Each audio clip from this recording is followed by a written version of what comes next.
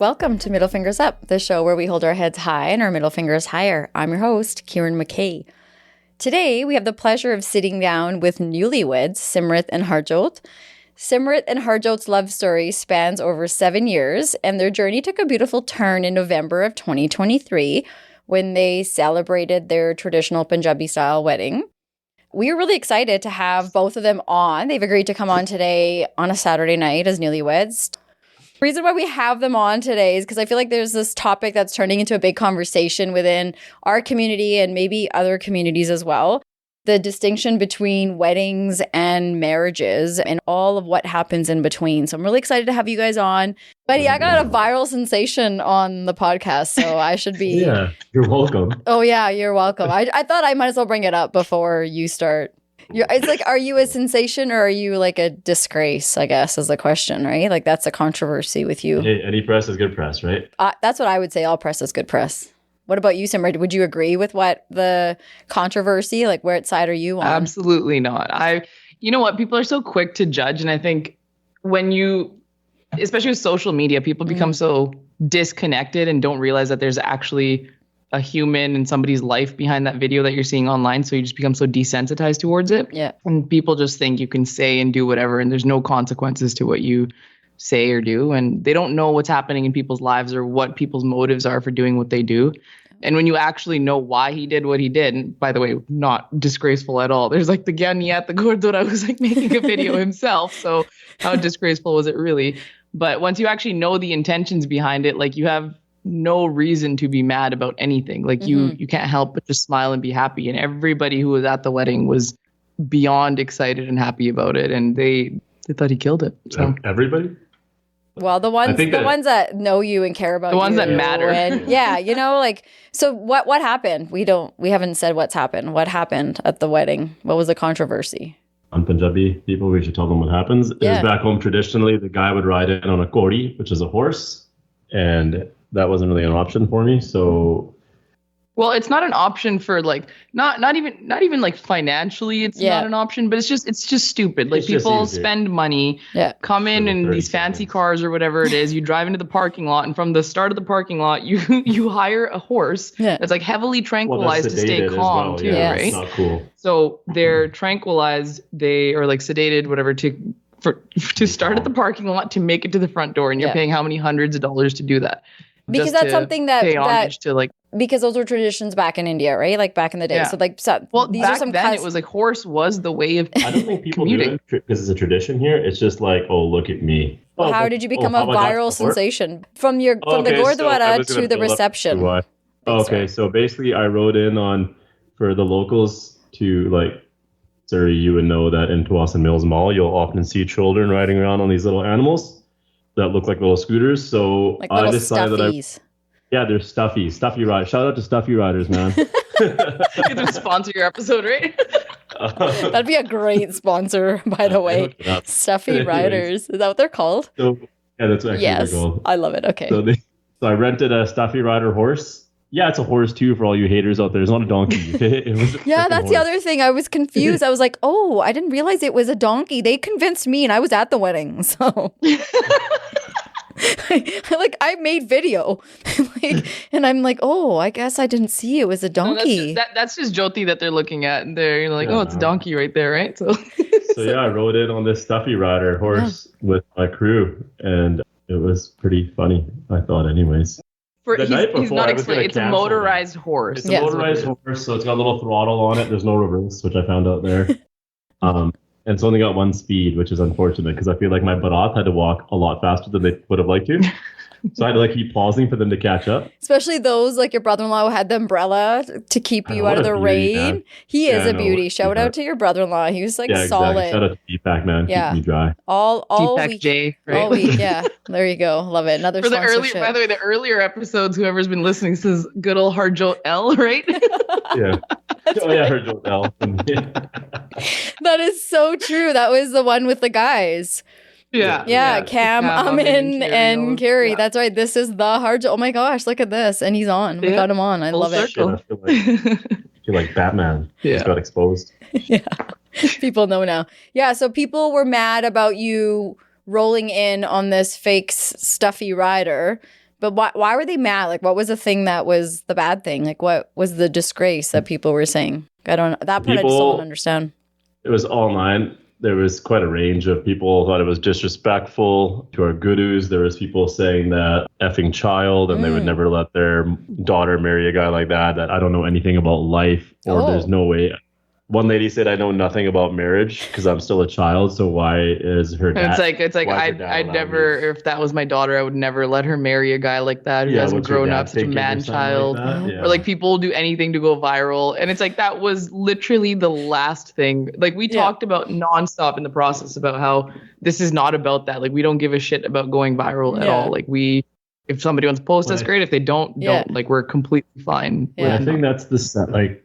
It is funny to listen to or read the comments and whatnot, but I think the sad reality of a lot of what people do nowadays is because everybody does everything to go viral. It feels like, right? Especially like weddings are all about like getting the perfect pictures and everything like that. So I bet a lot of people can't fathom the fact that, hey, this guy just genuinely thought this was funny and did it because he wanted to do it. Like that's mind blowing to people. Yeah. And also people don't know that you are like a cowboy. So you were just trying to be a cowboy riding in on your horse. Like, there's so many elements to it. Man. So I like that you're a man child. Broke, man. That's what it was really about. That horse is probably the same amount as a real horse. That's also true. Also, who... I found out later that I could have just bought it for the same price. Oh, you read... This is why I'm the financial one in the relationship. Clearly. We're going to get... Or like talking shit because like he's like in sick weddings, like you wear a turban and you have the get up and everything, and there's a lot of significance to the way that you dress. So the fact that somebody's not like serious, somber, just there's supposed to be that's a huge problem for them. It's you can't, even as a bride, it's like, oh, you shouldn't be smiling. No fun. Enjoy this. I remember being told, don't be you on your wedding day, like be the shy bride. And then I remember rolling up to, like we were walking up to the limo and I was like giving my cousin or someone like the middle finger and like the full outfit, my linga and everything.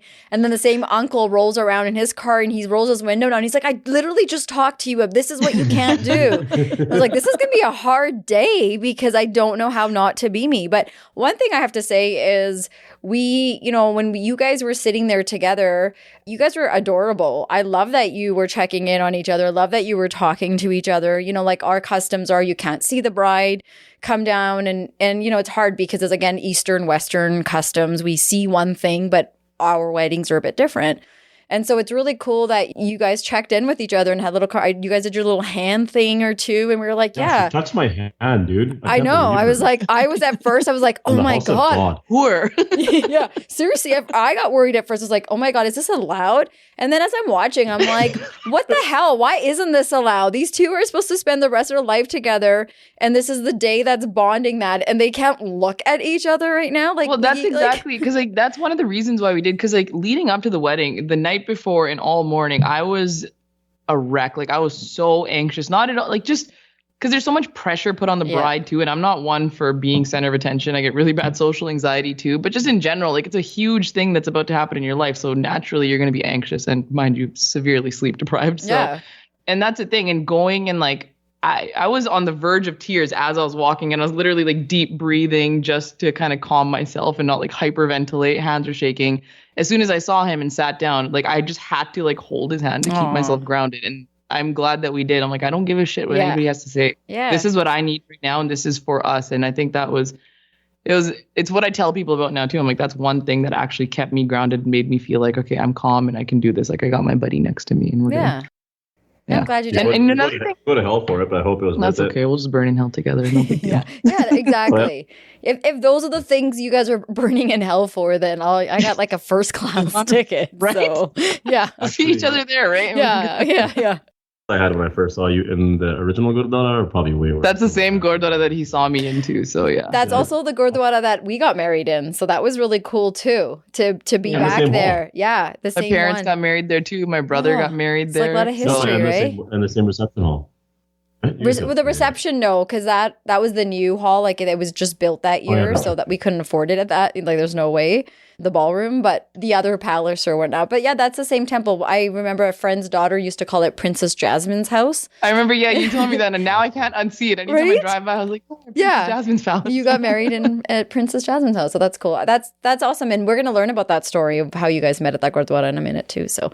Okay, so let's get to know you guys a little bit. So we'll play a little game. This is what I always do when I'm lazy and don't do my homework and do all my research on my guests. You don't know me? Yeah. Only been like 20 years. Only 20 years, yes, right? I like you both to think of 3 words that you feel would describe your spouse. So as we're getting to know both of you, Jyoti, I'll start with you. What are the 3 words that you would use to describe your wife? First word that comes to mind is eclectic. Ooh. Oh, goddamn, that's fancy. Intelligent. Mm. Actually, no. Can I get rid of intelligent and just say fascinating? Oh, you can say whatever you want. Oh, my God. Yeah, I'm going to take fascinating as number 2, and number 3, beautiful. Oh. Wow. Oh, God. Get a You room, just you winked two. at me. Yeah, I know. I had to witness the whole sweet thing. word. So English is my second language, and like my Jyoti is Harjot equals Jyoti, by the way. Yeah, exactly. Thank you for clarifying. Jyoti is. There's so many words, but like they kind of. He's trying to tell you to say hot. Sure of that. Handsome, yes, Jyoti's very handsome. Uh-huh. Yeah, he's easy on the eyes. He's very caring, super caring. Like he never gives up. He's always willing to try and doesn't just like accept defeat. And he cares enough. And he's a very warm individual. Actually, maybe that's 3 words. I'm elaborating on my one word of how and why you are that. Yeah. And then third is. I said so many words there. I forgot my one word. Just say short. I know. No, you're smart. There you go. You're smart. Wow. Yeah, you're smart because it's not even necessarily like book smart, but it's life smart. He's like, he knows everything, a little bit about everything. And like, he can get along with any person out there. Like there's not a single person that he wouldn't find some sort of common ground with. And I think that only very intelligent people can do. So that's well said. Both of you. That's cute. Oh, I guess we'll see. Should you return as the newlyweds in a few months? You're like pain in the ass. Yeah. It'll be more like actions. Doesn't put the lid on the toothpaste. No, Right. that's one thing. Of those, man. It's only been a month and a half. You know what's funny though? Like I have a lot of friends who just got married too, and they always tell me about their husbands, and I'm like, I actually like he's really good about that. Like he's good about just like taking the trash out on his own, or if there's like a sink full of dishes, he'll just like do that on his own, and it's pretty. Vacuum. And Yes, they- vacuum. And they called you a man child, hey? He's very grown up. He's a very caring and responsible guy. There you go. So. Okay, let's not like give him a massive ego that he can't even leave the room. So let's just. He's not going to sleep tonight. He's I going to know. she was He's nice going to to be me like, for once. he's Like, going to, dear not nice to- diary, I'm so high on my Simrit does like me. Simrit said something nice to me. She doesn't hate me after This is all. going to be like the first happy journal entry in a while. I'm pumped. Oh, Everything before that, Simrit gave me a death stare today. There you was go. some love behind. Okay. Well, let's do some highlights. So we talked a little bit about you being a viral sensation. Do you want to share here the reason behind why you did come in the way you did with the horse stuffy? sure. The wedding process was pretty miserable leading up, the months leading up. And I'm sure the renovation had something to do with it as well. I mean, for those of you who don't know, we bought a house in April. We fully gutted it and decided that we were going to run that parallel to planning a big fat Indian wedding, because that's just A wedding that we consider to be small still, like on the smaller end and exactly. simpler. But So yeah, it was just like we went through some tough times, to be honest, in our relationship, and like probably some of the worst in my opinion anyways. there was times where I was like, holy crap, this is getting really hard. And like it can't all be like this. It just was like, whether I was fighting with like my parents or arguing with them about stuff or us just not being on the same page. And yeah, I was like, there's got to be some enjoyment in this at some point. And like, and you do, the sad reality is you do a lot of this stuff during the wedding process for everybody else. It's just a show, right? For everyone else or what they want and their wishes. So some part of me has to shine through it in this wedding at some point. And then, yeah, I was going to have some fun. And I happened to be at the mall one day and I saw this kid ride past me and I'm like, fuck it. That's it right there. Aww. And I'm like, I'm running one of those things. And you know what? A buddy of mine, shout out to Sing Beans, best coffee in the game. Oh, yes, we have so much sponsorship today. Oh, dude. Kira's like, why not have you guys on earlier? Yeah, seriously. My buddy Amidst was actually kind of an inspiration too, because he got married last year, 2 years ago, but he's kind of a guy who just goes against the grain as well. And he just was like, have some fun with it and make sure you just be yourself, right? Because they did this everything against their parents' wishes, right? Not that that's what I was trying to do, but he walked. It's just breaking those stereotypical norms. Yeah, he just did all these silly things, and he kind of inspired me to be like, you know what? Yeah, like it doesn't have to be all serious, and you just do what you want to do, man. Fuck it. So yeah, he inspired. He came in on one of those like those toy horses, the one that's like on a stick, like and then it's just like the horse head. Yeah. So he came in on one of those. Not that I was trying to mimic him, but I remember just like at one point, it's just like the level of respect that you see. It's like good on him that he actually like he just did what he wanted to do. Yeah. I'm like, yeah, he's looking at him having fun. Yeah. So yeah, I was like, fuck it, this is gonna be. I'm a goof, so I'm gonna have some fun. Yeah. That's it. And what he told me after that he's probably like spacing on now just because it is interview was like he just wanted like people to smile and like his mom, like she was definitely a little bit more emotional. Like I don't think Indian parents are really prepped for their sons to leave because like traditionally it's always, the son lives with us, the daughter-in-law moves in. Yeah, it's a somber time. Yeah, for both my family and then like for her as well. I knew she was going to be very anxious because she already was, right? Even just throughout the planning process. So I was like, this is going to be an opportunity for her to smile, for everybody to smile. And yeah, so it was just a way of having fun and being able to make sure she has a way to smile. And it did. Like I was so anxious in the bridal room. Like I was sitting there, I could not eat. I had like 2 bites of the little sandwich and that's it. I could not eat. And then, my cousin showed me, she's like, oh my God, did you see Jyoti? And I was like, shit, what did he do? I'm like, he probably spilled something on his outfit or something. But like, did you see what he came in on? I had no idea. This was all a surprise to me. Okay, so because no one knew, right? Like we figured obviously we didn't, but you didn't know either. Wow. Yeah, did your sister know? I think I told my sister and my brother-in-law knew, and one of my buddies I had told as well. But I have a feeling that nobody took me seriously. Like I think people were just like, yeah, okay, man, sure you are. Right? Yeah. And actually, the night before, I almost canceled it because I started thinking I was laying in bed, I couldn't sleep. And I'm like, maybe this is like dumb. Maybe she's going to think this is stupid. Maybe she's going to get mad at me because I ruined the photos. And I was like, yeah, no, fuck this. I'm doing it. Whatever. But that's the thing. Like when my cousin actually showed me in the bridal room, like that was the one, I hadn't cracked a smile all morning. I was so bitchy and miserable. So, and as soon as they showed me that, I was just like, this idiot. And then I put the biggest smile on my face. And I'm happy to marry the idiot that everybody said. The man-child over here. So what would you guys say? Because you make your story has really interesting points. You talk about planning a wedding generally for people is a good time, exciting time. You watch these movies and all that. But you also see some stresses, like bridezillas, monster-in-laws, all these kinds of things. I know only from my experience, but as I hear you guys talking about it, this was a stressful time. Renovations, buying a house, all that. Just to clarify too, like you haven't moved in yet. So you buy this house, you haven't moved in yet. You're still living in your parents' homes while this house is being renovated. And at the same time, you're planning a wedding. And you talk about hard times, not sure if, what's the point? Should we go through it? All sorts of stresses. But then you come out with this like, okay, what's the point of what we're doing? Where's the joy in this? And you think of this silly thing, this harmless thing to do. Like looking back at that, what would you say would be a big lesson learned or something that maybe you learned about your relationship that you weren't necessarily seeing as you were planning the wedding? So we're a team. At the end of the day, that's we're a team. Like even though things are challenging, like we're starting a whole new chapter in this journey together, right? And I think for me, I wasn't so active in the wedding planning as I was in the renovation. Because for me, that was more like my way of providing a sense of security for her. And I kind of suck at wedding planning, so I was like better at the renovation side of things. At least I thought, anyways. I mean, for me, it's just I tried to remind myself this often, even throughout the wedding planning process, that especially being a bride in South Asian weddings, there is an insane amount of pressure on you. You have to be perfect. You have to be a certain way. And it's not even like traditionally that's what it is. I think even just with social media, you see so much stuff online. So you like to have nice things, but nice things also require a lot of money and a lot of effort and overthinking a lot of shit that really doesn't matter.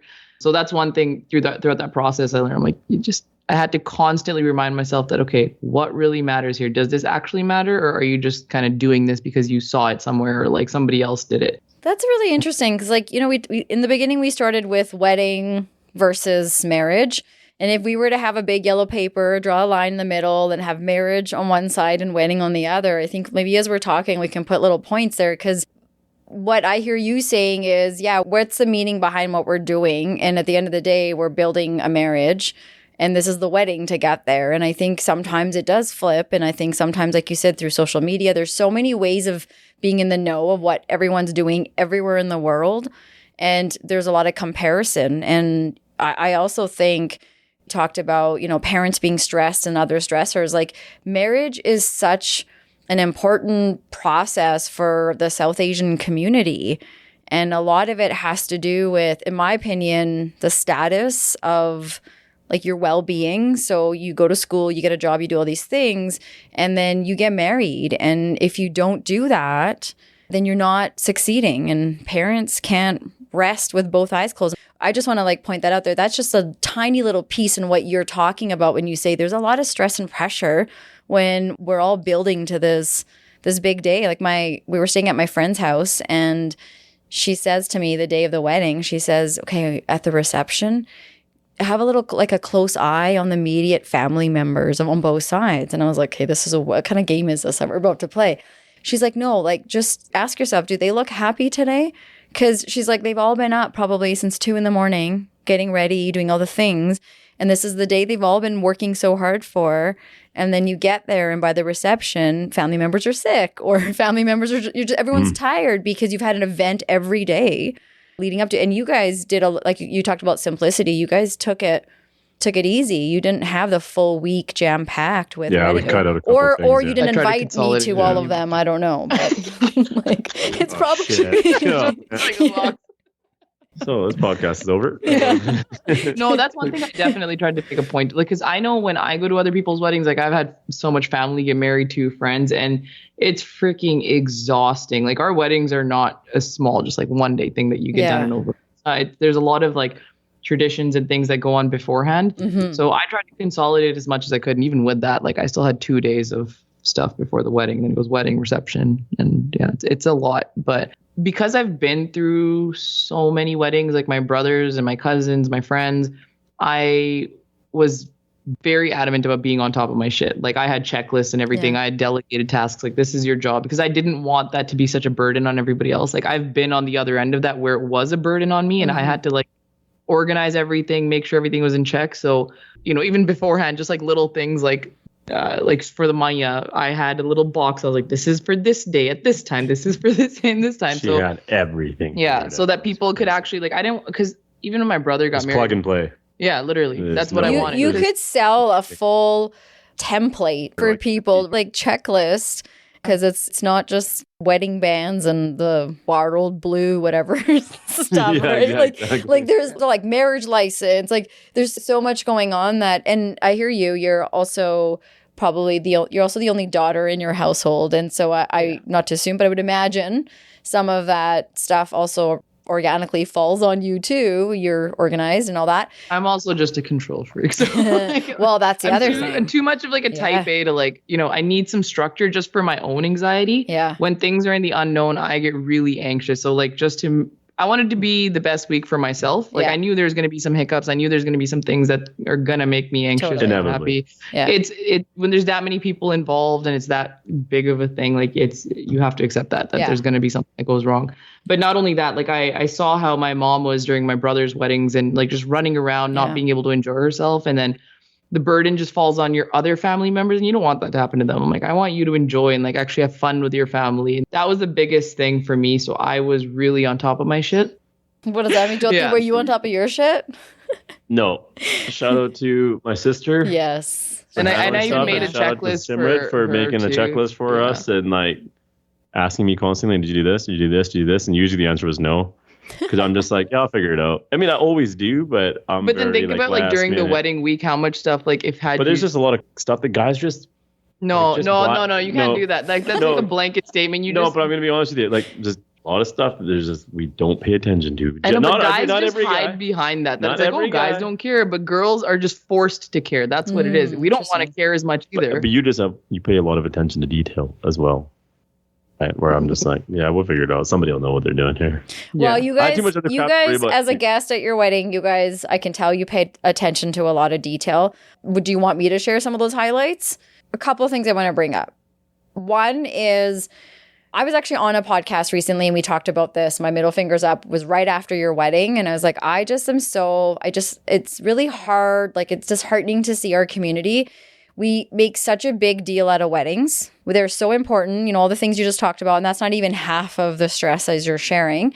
But then when we get to the wedding, we don't give a fuck. And we stand there and we just talk while the most important parts are happening. And like for me, I care about the couple. That's why I'm attending. So I want to know what people are saying in their speech. And I know that I've put time in my sibling speeches. So I would imagine the same for your siblings and your family members. And Simrit, your family and the talent behind this production, like, can I audition for a role, please? Because this song and dance. So for those listening, Simrit's family, it is common for family members to do a dance at the reception. They choreograph this dance. For your family, you guys have this is your tradition. It's a full how did the bride and groom meet story, and there's recordings of voiceover and a little skit and then songs. It's like a full out, Broadway show, if I may. It was like insane. But then, everyone's doing this. You have these speeches, you have all this stuff. And then there's just folks standing there talking so loud. And I shushed at one point. So that was the funny thing because there was a whole thing there. Like I had this huge shush and then people stopped for a second. But that's not the part. The part for me was the amount of vulnerability it takes to be in a marriage and commit and really work through stuff, talk it out, all that, right? Like I think vulnerability is part of what you need. And that same kind of vulnerability that shows up is when the groom gets up, so Jyoti gets up to do a speech, and you do it fully in Punjabi, and that's not your most comfortable language to speak. Maybe you're not the most confident in it. But man, like I have never been at a wedding where you could literally hear a fucking pin drop in the hall of hundreds and hundreds and hundreds of people. Like the way I heard that pin drop at your wedding when you're up there doing your speech and people can just feel it. They can feel it. And, it got me thinking after I'd already yelled and shushed all those people at the bar. And then I thought, oh, you know what? Like it's about connection and not everyone gets to have that connection. And a lot of people in our community are saddened by the fact that a lot of us can't speak our language. But the fact that you got up and you did what you did, to me was like, just well done, job well done. And your speech involved a conversation with your grandfather, right? Yeah. Yeah, like almost like if you were to have this conversation today with him, because you and him used to talk about what would it be like, should you get married and are you going to get married, and those kind of conversations you guys used to have. What's the funny thing is it was never been really a conversation. It was the typical like back look on when are you gonna get married, and like that would be it. Just like kind of busting your balls, like hurry up and get married, you're getting older. It's never really a conversation, but like I bet to him it was like just another one of those times when he was just busting my balls again. But yeah, that stuck with me for sure. What he had said to me. I think even the Punjabi thing, like the reason it was so quiet is like our weddings, had it been just us figuring it out, planning it out, it would be significantly smaller and it would be a lot of like primarily English speaking people, but because like our parents are so heavily involved, it's a lot of their people and a lot of like older, their generation folks who don't, English isn't their first language. I mean, it's not ours technically, but it is our primary language that we speak.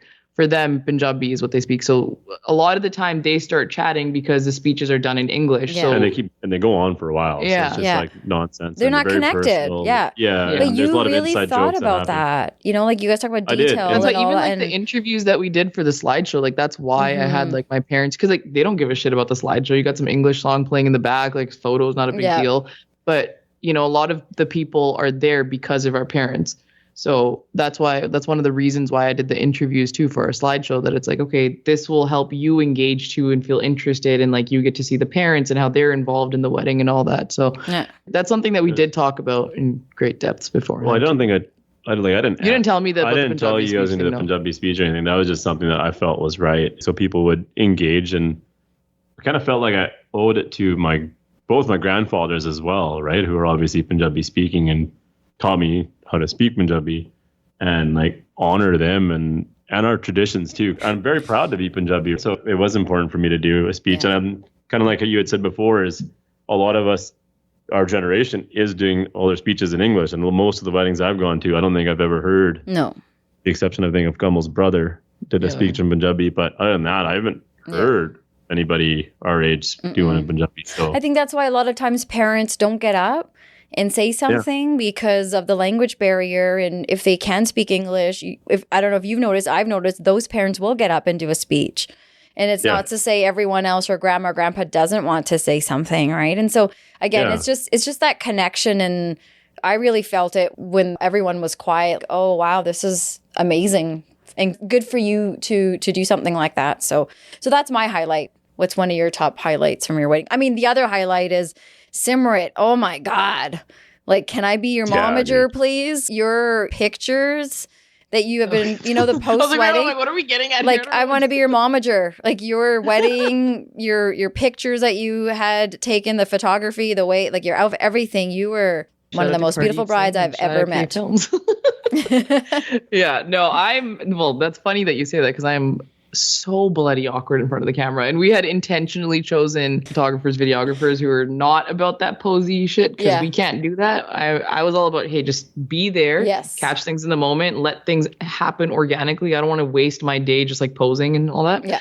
I mean, you have to pose to some extent, but a lot of those, I think probably 90% of the photos were all just like candid, which is, that's like your photographer is the one that took the picture of us doing the middle fingers up. Yeah, that was cool. I like that. That was like a big thank you. And you sent a really cute one of Terrence and I dancing, and they were great. Let's hear your highlight. So you go first. My highlight would be probably turning around in the Darbhasa and seeing you walk in. Yeah. And like trying really hard not to cry. Yeah, I was on the verge of tears too. Yeah. Yeah, if I'm going to talk about a highlight during the wedding, that was it for me. And I remember just being so happy. You need 3 highlights? Huh? Yeah. I was just amazed at how beautiful you looked, and I was kind of like pinching myself, like, this is really happening. It was pretty surreal, because I remember there was a moment up. when I was walking in, and like we're gonna get to like the how we met thing, but there was a moment even when I was walking down, like you look back, I was like, holy shit, like 7 years ago, it was in this Gurdwara. Crazy that like we've gone full circle, and like 7 years ago where we were versus where we are now. Yeah, it's pretty surreal. That is. Another one? Sure. First is my cousins that did the performance at the reception.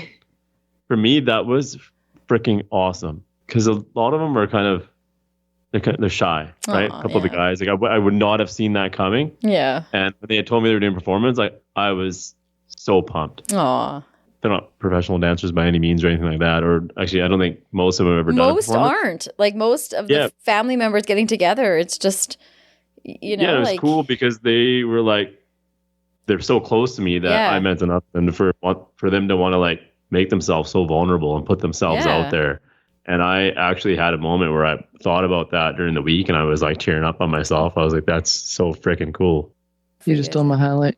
Was that your highlight? I was gonna say my cousin's doing a performance. We call them the Cyan performances. Like every single wedding, we've been performing. Like I was 8 when I did my first performance, So Yeah, we've been you guys dancing for train them really- young because like you have nieces, nephews, cousins. I don't know, Yeah. like little babies that were running out in the end. I'm like, oh my goodness, there's more. Yeah. They're here None too. of them dance. Like Arjun, he's the oldest nephew. He's 12. He's the only one who actually like performs with us. The rest of them are just, my God, it's a nightmare to coordinate them. But Yeah. there's a few professional dancers in the family, and like a lot of us love dance. Like it's huge in our family. So every single wedding we've had, we always do this like big production. And like I'm usually very, very involved in them too. Like a lot of the creative aspect behind it, like the storyline that you go into and whatnot. So this is the first time where I wasn't actually involved. So I'm like, oh my God, what are they going to come up with? Control freak. Yeah, exactly. No, but I'm a very creative person, and even the cousin that I borrowed this mic from here, but him and I get a lot of that from him because he's like my third oldest brother, and I get that creative artsy side from him a lot, like especially with the dance and like directing and all that kind of stuff. Yeah. So yeah, like I was looking forward to that. Even just leading up to it, I was like, oh my God, I wonder what they're gonna do. I was like very annoyingly, purposely nosy with them. I'm like, oh, are you guys going to practice?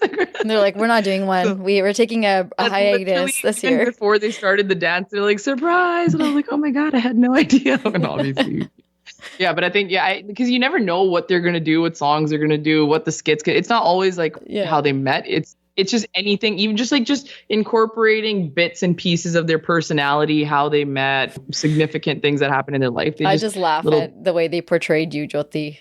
Like, oh my made God, me laugh so hard. You know, like, so funny. Oh, you mean like the superhero? The Indian cowboy. Like, I just Super hot cowboy that just It's funny Like, because it's so so whenever good. those two cousins that did play me and him, it's usually reversed. Like Harmon, the one who's playing Jyoti, he's usually playing the girl. And Sunny, the taller one, he's usually playing the guy. But because of one, our height difference, and then two, Jyoti and Harmon are very much similar in their like very outgoing personality. So they intentionally switched that up too. And oh my God, he freaking killed it. But I think that was my highlight. Yeah. he played me better than I pllayed myself. At the end, Story of your life, at the end of the buddy. performance too, I was like, I started crying tears of joy. I was like, I'm so happy. But I think that was my highlight. That was a great night. So well done. Well put on.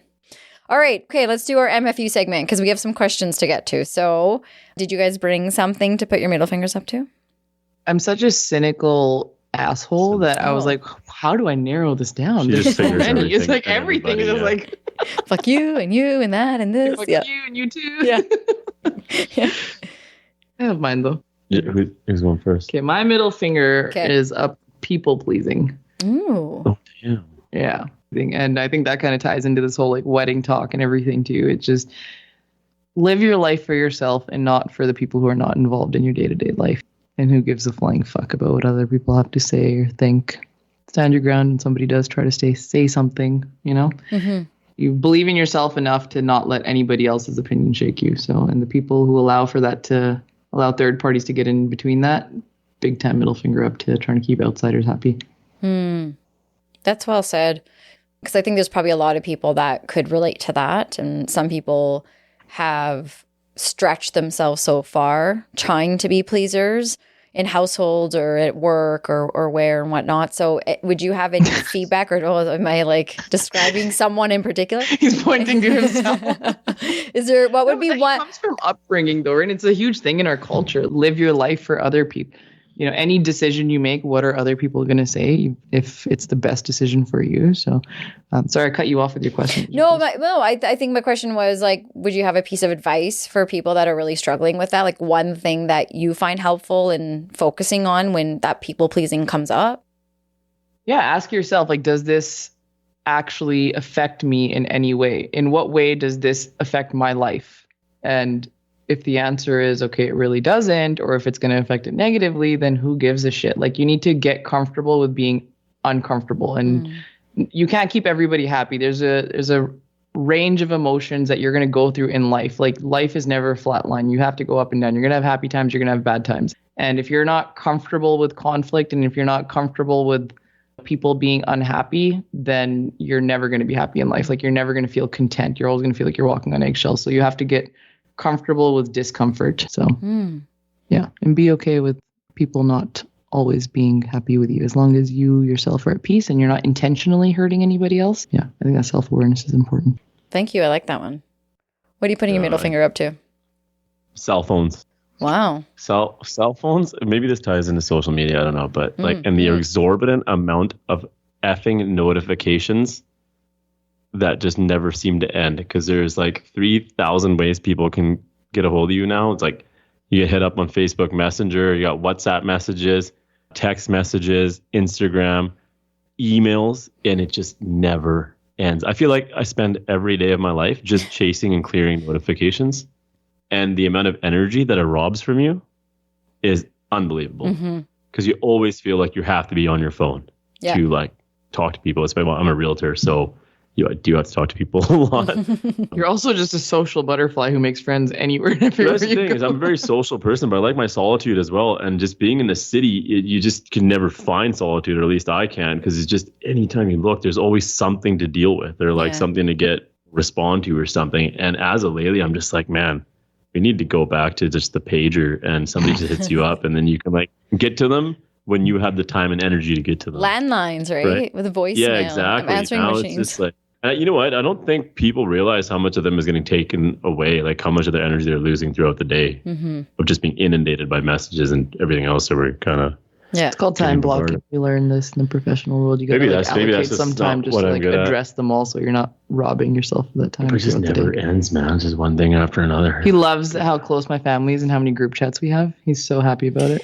There are a lot. That's the thing. And then there's so many people in them, and there's so many conversations happening where they don't even pertain to you, and you're just like, you keep being notified. Even if you silence them, the number pops up. That's the thing. Like, I'm used to that because like I have such a big family and we're all so close. So you just kind of get used to, like, you don't have to necessarily be involved, but you just read it and it's like, oh, I'm aware of what's going on kind of thing. But this is how we stay so close. Like, it's through these group chats. I just hate being on my phone. So you, like, for you, technology can also build connection and help in that way too. It's been great. And then there's like two sides to that, I guess, right? Like it destroys connection. But that's the thing, right? With like I agree with him. Absolutely, it does, man. There's people walking around like zombies. Yeah, no, I agree with him to some extent. Like how far it's gone with them, and like people just don't know how to be humans anymore. They've just become these robots walking. Yeah, you walk around in public, man. Just everybody's just to head down. I always see it on the SkyTrain as well. I think addiction to cell phones. Hundreds of people just sitting there like a zombie.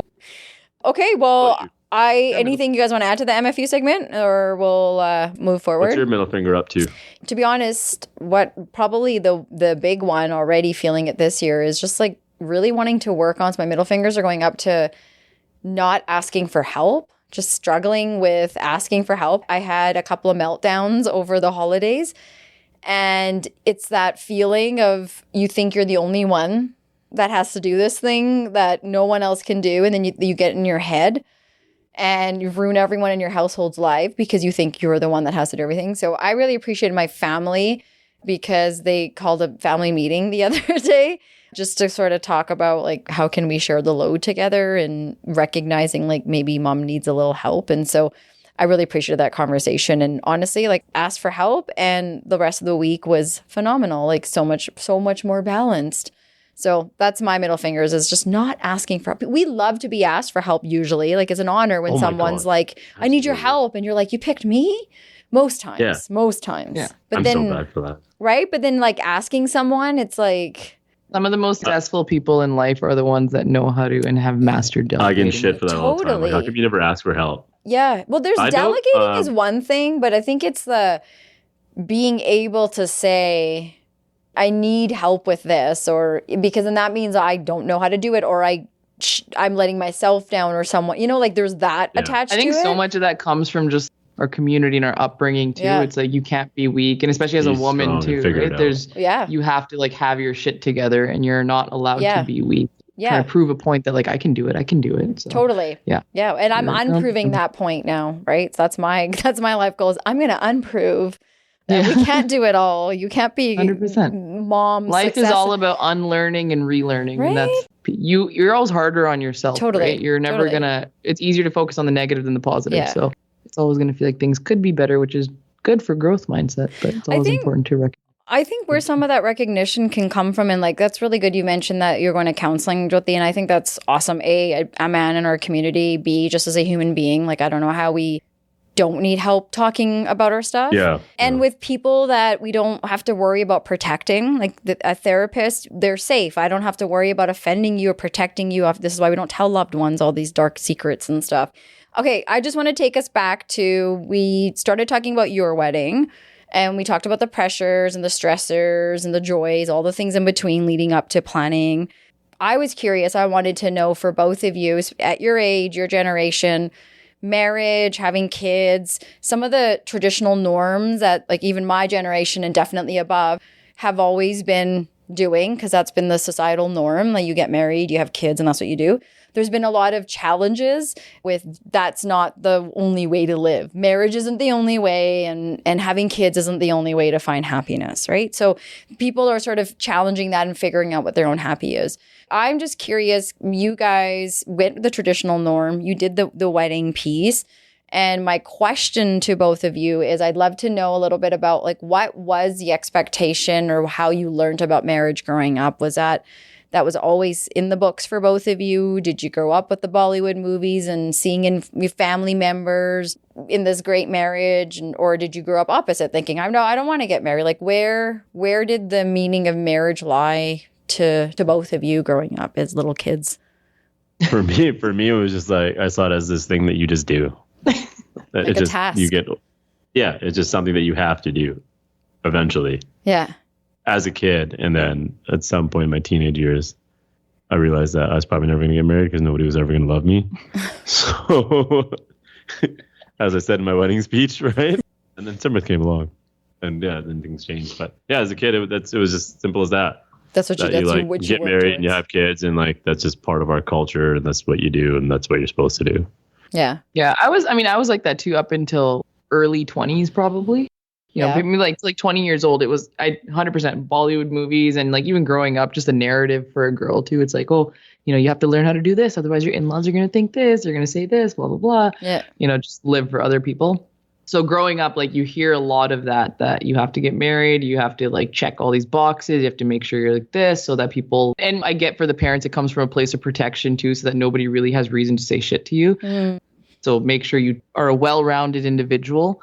But then as I got older too, and like my parents as well, like they're traditional, but they're also pretty modern. Like they're willing to have their very progressive. Yeah, they're very progressive too. So I had that mindset. I used to, when I was a teenager, I used to be like, I want to get married at 21 because my mom got married at 21. Now I think back, I'm like, my God, as a child bride. Oh my God. Yeah, no, as I got older, and then like I was with another person then too, and like just what? You didn't, idiot. Wait for me? No, I didn't. Yeah, so like even just with that, like it was a longer relationship too. So you kind of get to thinking too about your future and like what you want out of that too, right? Like that relationship obviously didn't last, but like that's where my mindset kind of switched. Like what does marriage mean, and like what does being with somebody mean? It's not just like this fairy tale that they show in the movies, or like, you know, what people talk about. Like marriage is the end goal. It's not, right? Cot all the time, and your husband works. And fucking, I wish, man. Actually, that's part of what I thought, even as a kid, which I missed out on earlier, was, that this is something that you just do. And then as a man, you work and you take care of your family. And that's just what it is. And you sacrifice everything. You never... you stay strong. You stay strong. You never show that you're struggling. And that's what actually part of being married is you just shut up and do stuff, the hard stuff. That's interesting to hear the word sacrifice. Like, well, I have that written here too, because our parents' generation and the generations before, that's what relationships was sacrifice. You were told who you were going to spend the rest of your life with, and you did it. You didn't necessarily have to like them. You didn't have to necessarily love them. If you did, those things happen. That'd be great. But I don't really remember seeing a lot of elder generations like expressing affection, love. It's just, it was a partnership. And you did it. And that's then sort of how we're taught this like sacrifice thing. But then would you say there's like clashes, because that's an Eastern norm, and then we grow up in Western where that's not what we see, or maybe even in our peer groups and society are taught that you got to sacrifice to be in this relationship. So where would you say is there clash, and where would you say things sort of flow with that? I think sacrificing, like you don't know what to sacrifice, and relationships do require compromise, but that doesn't always mean that you just go belly up for everything, right? Because that breeds a lot of room for resentment too, which gets between you and your relationship, right? So you look at a lot of people in our parents' generation, like they're not the happiest. Their communication isn't the best. Their way of spending time together is just plop in front of the TV and that's it. Like how often do you see them actually having conversations, joking around and everything, right? And that's because there's so much resentment that's been built up there from both ends. So I think going belly up always and sacrificing so much isn't always the answer. But in a relationship, like both ends, there's going to be some sort of sacrifice. There's going to be some sort of That's part of life, yeah. Yeah. Do you guys think like expectations of what a marriage should be have changed and evolved over the years? Or do you feel like there's the same? From whose viewpoint? How you've been taught, I guess, through the generations. Because I mean, if you looked at our parents' generation, I'd say a good chunk of them, nothing's changed. Yeah. It's still like, you get married, work hard, your wife should make sure your dinner is ready every single day when you come home and type thing and whatever, right? Right, that's Harjot reminding you that, just so you know. Yeah. Fuck that. Only gotten roti once in this house during this wedding. Right? Okay. So you know. No, but like, this goes back to my idea of marriage too, right? Like once upon a time, it's like, you get married, and that's totally what I thought would be. But then once you meet, like I met you then, and you take it more seriously. Like, okay, I can actually spend more than one day with this person. Like that was my wake up call with the guys. Before I spent 2 days, and I was like, I can't fucking spend the next 10 years of my life with this guy. Like I can't do this, right? You need somebody different. So that's when it kind of shifted for me that like marriage isn't just, okay, you have the wedding and that's it. You live happily ever after, which is something that we've always been taught that. Mm-hmm. And that couldn't be further from the truth. And, even him and I too, before the wedding, like we'd have conversations, or like even when we started talking about, getting married, he's like, I want to start our life together. I was like, no, Harjot, like our life started together the day that we met. It's not getting married and suddenly your life begins. This is the wedding, and being married is just another chapter in our lives. And you got to shift that narrative, like the wedding, and it's not that big. Like it's really not as big of a deal as people make it out to be. But it's just, it is too, to some degree. Like you live separately for 7 years. Yeah. And now all of a sudden we live under one roof. We're married, legally bound together as well. But now we live it's totally different. Before this, the longest we'd ever spent together was like 20 days out of 7 years. And other than that, it was like weekends here and there. Yeah. So no, but that's why like it's huge. Like, but that's moving in together, right? Like you could do that without having, like, I get it. There is significance to it, but if we're talking about culturally, like that's typically what happens is most people don't live together before they get married. Like for me, marriage is, like we said, so sacred, such a big part of our community. It's a big deal. We do it. And like you said, Harjot, like it's just something we do. This is what we do. How do we teach each other or kids what it takes to get to that sacred thing? Because we just say it's sacred, marriage is important, and then we're all like, it's important. But then when we get there, we're like, what the fuck does that mean now? Yeah. Now what? Yeah. And I think for one, we need to teach our kids that the wedding is just a show. Yeah. Okay? I think they're going to get phased out by the time like Sandra. Yeah, don't get wrapped up in the goddamn wedding, because it means shit on the grand scale of life. It means nothing. Yeah. Okay. It's this little blip that happens because you have to do it. And maybe, sorry, this is me speaking my own personal. But would you have said that before the wedding? Or did you say that learning after? Yeah. Yeah, for me, the wedding was always something that was just in the way of me living with Simrit. Something that I really, really knew that I would deep down inside wanted to do. Yeah. Right? Was live with her and like have this life together, like just us. Right? I mean, not to say that we were going to write off our family or anything, but do you know what I mean? Like living under one roof and being now a unit, right? Starting our own kind of family, our own little family. Exactly. Yeah, like how do you guys decide to make your house a home? Earlier you had said, like, what do we teach our kids to prep for marriage? Yeah. Or like, having a partner. It's eliminating the man and woman out of the conversation. Mm-hmm. Get rid of that shit altogether. Okay, just teach your kid how to be a good human being. Yeah. What it means to be good to themselves, number one. Learn to take care of yourself. Number two, what does it mean to be good to others? And like how to coexist, and like who's worth coexisting. Yeah, not out of the viewpoint of like, oh, because you're a man, you need to do this, or because you're a woman, you need to do this. It's like, no, this is what it takes to take care of somebody else and coexist just with objectively, them. Like one human with another human. Are you willing to go through the ups and downs of life with them? Like based on their personality, is that something that you are willing to do based on how they treat you?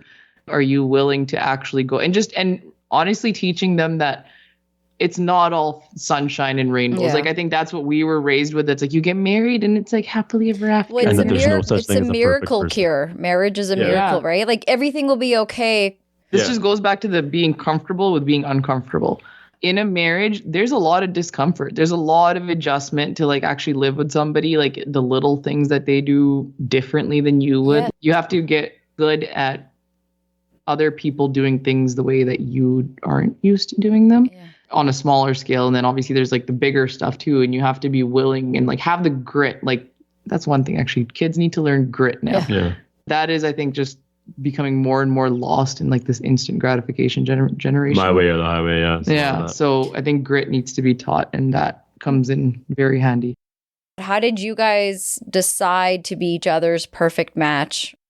There's no such thing as a perfect match there or a isn't. perfect That's person. the thing. That's Like all growing bullshit. up, I always thought that, okay, like the guy that I marry, he's going to be tall. He's going to be like this. He's going to, you have all these characteristics and traits that you want in this person, but fine, you find somebody who has all that, and then what? And then there's nothing. There's so much more beauty in finding somebody, growing together, and getting to that point. And I learned that through my parents. My dad was 23 when he got married. My mom was 21. They were kids. Yeah. They built their life together. And, my mom always said that too. She's like, we were probably happier when we had less because you were kind of working towards something together, right? Even with that really hit home for me. Like, I don't know why that's always just stuck with me, that it doesn't matter if somebody doesn't have everything right now. The beauty is like you start at square one together and you build into something, and then you look back one day and you have so much more to be proud in, right? Yeah. So you just have to find somebody who you're willing to get to that point with, and somebody who's also willing to do the same. I know a lot of people firsthand where it's like, no, I can't be with this person because their fucking teeth are crooked. I'm like, it's sad how many people I know that have written somebody off because they didn't have that like superficial thing where you're like, that person probably would have been your life partner. Yeah. But because you couldn't see past. And like I'm guilty of that. Why do we do that with you? For Society. Some people, it's outside influences. That goes back to the people wants you to have pleasing, a right? certain type of person, or your aunt. You think your aunt's not going to like this guy because of. You got to have somebody who's like brag worthy and like they can hold their heads high. Like, if somebody's lower income job or something, that's not as much to be proud of than, or like lower education job. You're not as proud of that as somebody who's got a higher education, makes like 6 figures and whatnot, right? But I think people got to just have. They need a checklist. It's a checklist of what makes them happy. Yeah. In life first, and then number 2, what do other people do that makes them happy? Yeah. Yeah, that's a great way of looking at it. Yeah, look for what makes you happy, and you know what? For people who say like looks don't matter or whatever, that's all bullshit too. Because to some degree they do. You got to have initial attraction. There's got to be some attraction, and then we're like, nobody's ever gonna fit your perfect person. You know what the thing is? Even the looks thing, like I understand that on initial attraction you need that, but if somebody's personality is beautiful and that's something that you mesh well with, they automatically become more attractive to you. Right? Because there's some people that are just objectively, it's like, holy crap, you're so good looking. But then you get to know them and there's like nothing there. Looks essentially, they matter, but they don't matter. Yeah. There you go. Because like even with him too, like when I first met him, because all girls, it's like, I need a guy taller than me, he has to, it's sometimes like girl like 5'1" and need a guy who's like 6 foot and up. And this is such a deal breaker for them. And it was for me too. Like when I first met him, he's shorter than me. And I was like, oh, yikes, this isn't going to go anywhere. But when he called and I talked to him, that's when I kind of realized that shit, his personality is something that I'm actually attracted to. Okay, but also, can you tell the story of how you met? Because like if you weren't attracted to that, then you'd be Ice Queen, Simrit. Yeah, dude, come on. You want to talk about life as in a Bollywood movie? You literally your life. Like your story, like you guys kind of had to get married. They couldn't have written it better. You can start it. I was oblivious to the first half of it, so you can start that. Okay, so how we met. Okay, there was something I'm going to say before that. Okay, here's a tip for all you people out there who are looking for somebody. Don't write somebody off because they don't check one box. Yeah. Unless it's something like this, like they're a smoker and that's just disgusting. You can't live with that. Fair enough. Life is dynamic and what you are looking for is going to change, right? Because you might meet this person and you're like, you know what? Actually, whatever that one thing was doesn't matter to me because this person's amazing other than that. So that's something that matters. Like if you want something that's like, you want somebody who's successful, like you might not have somebody who's successful right off the bat, but find somebody then who's willing, who has drive and ambition to get to that point. That matters way more than where they're at right now. But don't try to change them to fit the bill either. Push each other to strive for better, but don't try to mold somebody to the perfect guy either. You're going to ruin somebody's life. So, yeah, that's still a sidebar, a little dating tip for all you That was a great one. And if you have more dating tips along the way, please interrupt. We talk about this all the time. We're like, we're so glad we met when we did the way that we did. Yeah, for a guy who will like be single for the rest of his life if Simrit ever left him, I do got a lot of good dating tips. Tell the story of how you met, then we can keep going into your tips. So how we met, so my mom was going to go to this wedding. At the moment, I had no idea who these people were.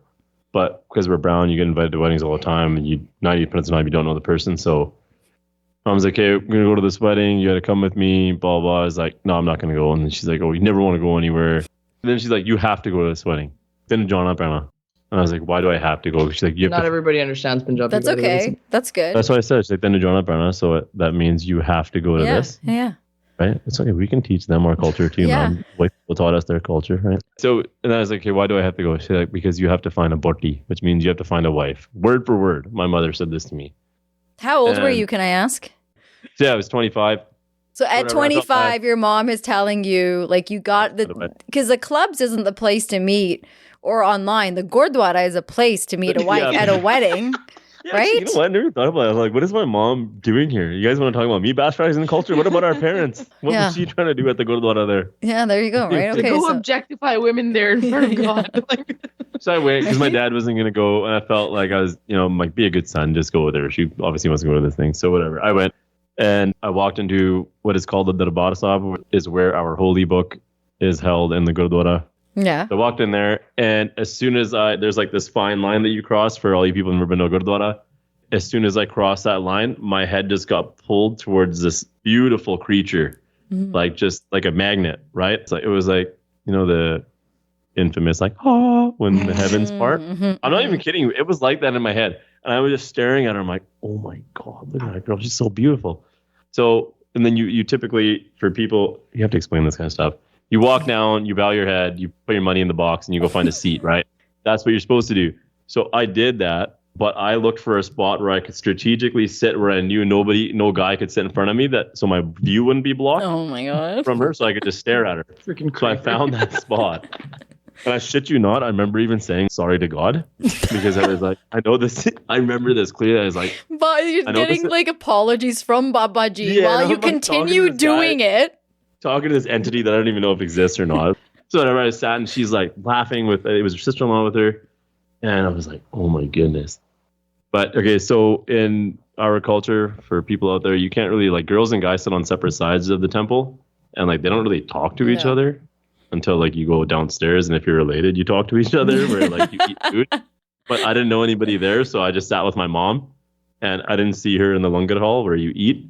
We were about to leave and I saw her and I asked my mom, I was like, who is that? She's like, I don't know. Just got to make sure you're not related, right? Yeah, exactly, right? And so I was like, Mom, who's that? She's like, I don't know. And I was like, okay, that's cool. Let's go home then. Like, I'm not going to talk to this random girl at the Gurdwara. Yeah. Mind you, this entire time, I had no idea any of this was happening. I know, she was right? like, to pretend like I didn't exist. Like she didn't see this hunk just staring at her this whole time. You didn't see him. Yeah, you didn't feel. Sometimes when you know someone's staring at you and you turn around and you didn't feel that weird feeling. No. I know. I was like, damn, I'm good. Because like I was fucking not shy about it at all. Like I was not trying to be discreet either. I was like, screw it, man. I'm used to getting stared at because I'm so tall. Everyone just stares anyways. And I'm just like, really? I didn't care. I was like, my mom told me to do this. Whatever. She did. You're not lying. Your mom totally did tell you to do my mommy's approval. I don't care. But yeah, that happened. And then I went home, lost my license on the way home because I was still distracted. I got a speeding ticket. And then next day was the reception. I wasn't going to go to the reception. I went ATVing with my buddies. And my parents, I told them I wasn't going to go to the reception. I'm like, I don't really care to go. And then I got home late. They'd already left. And I was like, shit. Got home and I'm like, oh, I'm hungry. And I'm like, I could go for a drink. And I'm like, screw it, I'm not gonna pay to order, skip the dishes or whatever. So like, fuck it, let's go to the reception. It's not too late yet. So I went there, and sure as shit, I get there and she's sitting there with this girl who I assumed was her sister, with the most amazing RBF that you've ever seen in your life. RBF. Her natural face is just a resting bitch face. Like she looked like an asshole. You and did, or your assumed sister? Her assumed sister. And there was like an auntie and uncle sitting at their table. We got there really late, so we just had to sit at a random table as an auntie uncle there. Which I assumed were her parents, right? Because I didn't know anybody there. So I just kind of sat there staring at her for a while. Then I realized I'm like, there's a photo booth, and I told my little cousin, I'm like, dude, I'm gonna go grab a drink. He was too young. He was like 10 years old. Yeah. Oh my God. And so I was gonna get a drink. We'll just hang out by the photo booth. Eventually, she'll go there because she didn't get up ever, man. She just sat there like a goddamn statue. I'm like, what is wrong with you? Mind like, you, I didn't know anybody at this wedding too, because his friend was like one of those like one-off It's friends. overwhelming sometimes. I can understand not getting up. Yeah, I'm like, I'm not close enough here to everybody to like actually get up and just be part of like. I just sat there forever, and then I swear I stood by that photo booth for like 2 hours drinking, and then she didn't get up, and I was gonna go with this auntie and uncle. What am I gonna do? Like, oh, I think your daughter's hot. I talk to her, right? Like, what am I gonna do here? Sat back down, and after a certain point, I'm like, fuck it, I'm just gonna get wasted. So I just smashed. Great plan. That makes the most sense out of everything. I've given up. I was like, I'm not talking to her. It's like, it's going nowhere. You're a loser. You know, the comments go talk to her. You're not gonna do this. And then all of a sudden, I looked at my little cousin. I'm like, oh my God, dude! I'm like, you are the most adorable thing ever. You're gonna go talk to that girl. Nobody could ever get mad at you. I was like, go talk to that girl. Tell her that my cousin thinks you're cute and he wants to get your number. And man, this poor kid, he was because he really looked up to me back then. So he's like, okay, I'll do it. He would walk like 2 feet, come back, be like, no, I can't do it. And he was just so like innocent, and I feel like. Now I feel like an asshole for putting him through this. And so this went on for like, it felt like 20, 30 minutes. He would get up, walk back, get up, walk back. We just kept going back and forth. Finally, she got up and she's walking out of the hall. And I just looked at this poor kid and I'm like, just so you know, the woman of my dreams is walking out the door right now, and it's all your fault. Oh my God. It's like, this guilt trip, this poor little 7 years old. I think he's 10. It's like past his bedtime. He doesn't even want to be there. He wants to be Minecrafting or whatever they do. And now he's older like sisters and his cousin. Yeah, exactly. And then all of a sudden what happened to him, it's like somebody just lit a fire under his ass and he just like ran out. You also bribed him too. Yeah, I'm pretty sure. Yeah, I offered him $20. Yeah, that's what it was. I'm like, wow, that's I offered him $20. I think I told him I'd add him on Snapchat. Yeah. Finally, that's what it was. Yeah, I'm like, I'll add you on Snapchat. Snapchat's that old? Yeah, apparently. Oh, yeah. Wow. Holy shit. Jeez. Like 20. So yeah, he ran out, and Belina, I don't remember who it was. One of the sisters ran out, and then so whatever, they tracked her down, and they came back, and they're like, "Hey, she's waiting for you outside." And I thought they were like messing with me because now I'm pretty fucking drunk, right? Well, he came out after me as I was walking out, and like, mind you, like I said, I didn't know anybody there. Right? No, I was about to walk down the stairs, and there's nobody in the so how the hall works is like 2 big doors to walk into the hall, and then outside of that is like the stairwell to go down. So those doors were closed. Walk out in the stairwells, literally just a security guard there, nobody else there. Me and Gurmeen, my friend, were walking out. And then I just hear his like little voice, and he's like, "Excuse me." And I'm like, "Oh shit!" I'm like, "There's a kid. He's probably lost or something." Like, I turn around, comes to me and my friend. He's like, "My cousin thinks you're pretty, and he was wondering if he could have your number."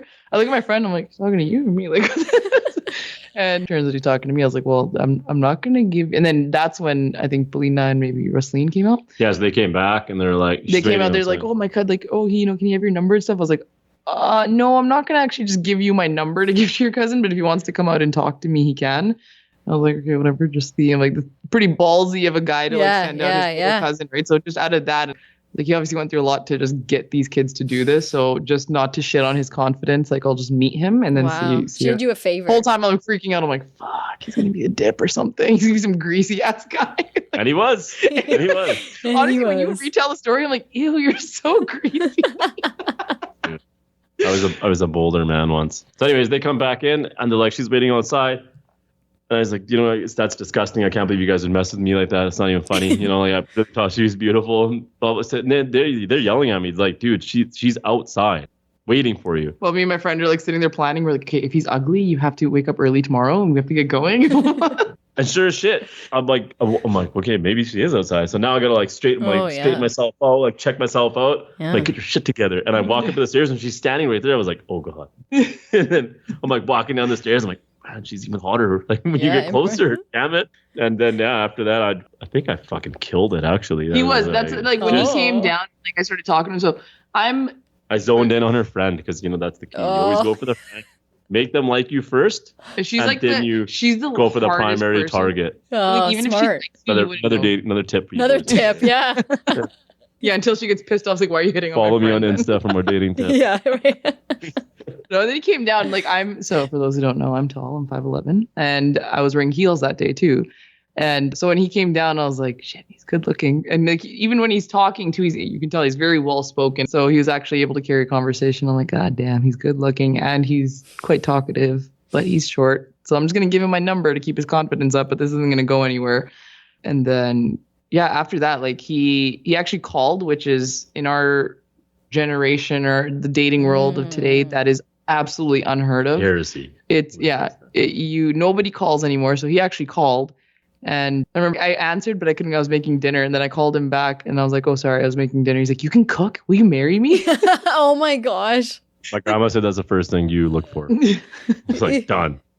Like overkill much, but yeah, no. Then we actually ended up talking on the phone for like 4 hours, which I'm like, okay, give us a chance. We'll go on our first date. Yeah, I mean, it's probably dragging on for too long, but we'll speed it up a little bit. As that happened, we talked for a while, then we stopped talking because at some point I realized I'm like, this girl's way out of my league. She's super smart. I was like intentionally like, being very dry to like. Yeah, and we talked for a while, like a couple of months or like a month or so. That was July. We stopped talking like August, September, end of September. Yeah, so we talked for like a month and a half, and then I just realized I'm like, dude, this is going nowhere because I was looking for something serious at that time too, and I was like, she's way out of your league. She's just this is gonna go nowhere, man. She's above you. So. Yeah, we stopped talking, and then actually I was talking to my nephew, Jaden, who you've probably met. He's the one that's muscular dystrophy, right? We were talking about girls or something one day, and he was like, this girl that he liked, and you want to talk to her, and obviously because he's in a chair, like it's different for him, right? He's very insecure about that. I was talking to him, I'm like, fuck that, man, who cares, man? I'm like, you just say hi, right? I'm like, you're awesome. And then I remember after that conversation, I was like, take your own advice, idiot. What the hell happened here? And he's like, just stop talking to this chick. And then I think I messaged her on Snapchat or something. I like responded to like a story or something. Her story about like Harry Potter or something like that. And then and then it was just game on after that. Yeah, that's what it was. I totally forgot about that. Yeah. And after that, I was like, I'm going to pursue this until she either says yes or tells me to fuck off. That was self-talk. She probably said both yes and fuck off. I'm sure that's the carrying on. That's I'm like, no. That was that. That's our story. Long-winded story. That's a good one. I'm gonna enjoy that one. You guys should. Well, you did. You had a whole production made for that with that whole story. The more dramatized version of that. I think your family told it better with all the added dramatic effects and breaking into dance. Yeah, they're a little too sober, but yeah. So we talked about your story. We talked a little bit about the struggles and the frustrations leading up to the wedding. We didn't really get into details, but what we can do is you've started to share some tips. So what would you say are like a few tips for people in a relationship wondering if they're going to pursue marriage or whatnot? Like what would be some of the things that helped you guys create your foundation, the things that you would suggest to others? What would you put in that boat? I know what I got. Mine's going to be weighted more towards the guys. Okay. Just because this is a pretty big problem I see nowadays. Is for the guys out there, especially upbringing guys, kill your ego, man. Kill your ego. Get out of your own way, and help yourself. Like that doesn't make you a pardon my French here, but that doesn't make you a pussy. Like you not having an ego, not having pride doesn't make you weak. Yeah, forget whatever you've been taught, and just figure shit out for your own. Like, what does it mean to be a good person? And fucking go to counseling, okay? Because none of us have this thing figured out. And as Punjabi men, we were never taught to talk about our feelings. I mean, there's very rare exceptions. There are some families out there that do have this. For the most part, we weren't taught what it means to just be a human being and be vulnerable, what it means to have feelings and emotions, what it means to talk about those feelings and emotions. And that, I think, is what is a huge demise of relationships for us guys. Yeah. Is because we don't know how to do that, and it creates big problems because that leads to us not communicating. Mm-hmm. We bury shit and we think we're okay. You pretend, and then shit hits the fan. And it comes out in the unhealthy. And it's unfair to your partner. It's very unfair to your partner. And this is coming from a guy who's still working through that. Yeah, that's not something we've mastered. We're still undoing that, but very actively pursuing that and aware that that's what it takes to keep a relationship together. Do you think that mental health awareness and conversations about mental health are happening more? Like if you think of your friend circle or with your cousins and relationships, or do you feel we still have a long ways to go with that stigma? The conversations are happening, but they're not landing. they're not landing. A lot of guys respect that. I'm like, oh, that's cool, man. But it's not for me because I'm okay. I don't need that. I see that a lot. And I try to talk about it as much as I can just because like, I don't give a shit, man. The only way you're ever going to change anything is to be vulnerable yourself and tell people your story. And that's all you can do and hope for the best. But yeah, I see that a lot where guys are like, I know that's good for me. And I was there too. I'm not a pussy. Like, I don't need that. Am I that messed up that I need to go talk to a shrink? Yeah. I can go talk to somebody about my feelings. Like, I'm not that guy. And that's the thing with you too, especially like everybody just thinks you're this like happy-go-lucky guy. You're just, you're always good. You light up the room when you walk in. Everybody loves talking to you, but it's often those people who need that support the most. They're the saddest people and the people who need it the most. Yeah. Because that's the only way they can fill their cup is to make other people feel better because they don't know how to talk about their own shit. Well, and I think just we don't know what's happening behind closed doors. And I think naturally that's how you are. And I think there's probably a group of you out there that go to those reception parties, go to those events, and are the most fun to be around. You have a great time. But how often do we ask, okay, how are you really doing? And we don't do that. We think it's uncomfortable. And it doesn't feel great every time to ask my sister or friend, how are you really doing? But like, I would hope somebody would ask me when I'm having like a hard day or whatnot. And like, I don't know what the thing to do about it is, but you got to a place where you started seeing a counselor. So for the guy that used to be at a place of, I don't need that. I don't need the counseling. I'm okay. What switched for you? How did you flip that script and go? I met Simrit and she was the one that first brought up counseling, and I fought her for like the first couple of years. Why? And then for just exactly that, like, oh, I'm fine. I've made it this far in life, being who I am. I'm awesome. People love me, right? Like, there's nothing wrong with me. It's probably you. You should learn to accept me for who I am. But then it kind of got to the point where I realized I might lose her. And I wasn't ready to do that. And then I decided that, no, I'm going to do whatever it takes to keep her. And she's not changing who I am. She's just trying to help me become a better version of myself. And just help you understand yourself. Yeah. And even coming to that realization, right, is we really need to distinguish that. Is this person trying, because sometimes this has happened between us too, is like, oh, she's trying to change me. But you got to sit down and reflect on, is this person trying to change me, or are they trying to make me become a better version of myself? That's something you got to reflect on as an individual, right? Both girls and guys.